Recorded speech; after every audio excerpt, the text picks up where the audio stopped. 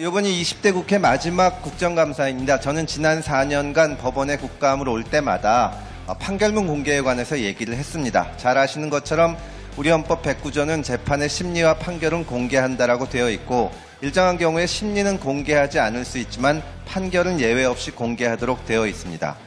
임의어 검색을 도입했다고 했지만, 예를 들어서 지금 현재 임의어 검색을 해보면 1년치씩밖에 검색이 안 됩니다. 2018년부터 2017년, 2017년부터 2016년 이렇게 1년씩 끊어서 해야 됩니다. 이런 거를 보면 판사님들이 사실은 판결문을 공개하는 것을 꺼려하는 것이 아닌가 하는 생각이 듭니다. 법원장님 어떻게 생각하십니까? 판결문 공개와 관련해서는 일선 법관들도 좀 부담감을 느끼는 것은 사실인 것 같습니다. 그렇지만 전체적으로 사법 행정이 투명해야 되고, 또 판결문도 국민들에게 알 권리 차원에서 제공해야 된다는 전체적인 취지에 대해서는 일선 판사님들도 공감을 하고 있기 때문에, 법원 행정처하고 얘기를 하면 일선 판사님들이 판결문 공개에 대해서 일반 국민들과는 다르게 부정적인 여론이 더 높기 때문에 적극적인 조치를 취하기가 어렵다고 말씀들을 하십니다.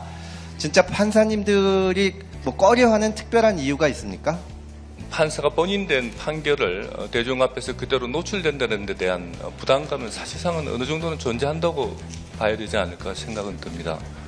이 판결문 공개를 제가 주장하는 이유가 여러 가지가 있는데, 그 중에 하나의 전관예우를 방지하는 데도 도움이 되지 않을까 하는 생각에서입니다. 판결문을 전체를 공개를 해서 임의어 검색이 가능하게 하면 대법원에서 선고되는 판결문 전체 중에서 예를 들어서 대법관 출신 대리인이 변호사가 대리하는 사건이 몇 %인지, 그리고 그 중에서 변호사별로 예를 들어서 심리불속행을 받는 비율이 어느 정도 되는지, 혹은 대법관이나 법원 고위직 출신이 아닌 변호사들은 심리불속행을 받는 비율이 얼마나 되는지, 이런 것을 보면 전관예우라는 것이 실제로 존재하는지 안 존재하는지를 수치적으로 확인을 할 수가 있고, 만약에 전관예우로 의심할 만한 현상이 있다면 거기에 대해서 대책을 세울 수 있을 것이라고 생각을 합니다.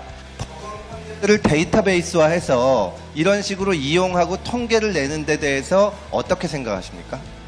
개인정보의 어떻게 보면은 침해가 생길 소지도 그만큼 더 커지고, 또 한편으로는 이 정보 공개를 통해서 거기에 대해서 조제된 통계 자료 같은 것이 판사 개인에 대한 상업적 으로도 사용될 우려가 있기 때문에 아마 종합적으로 검토해서 행정처에서 준비하고 있을 것으로 저는 생각하고 있습니다.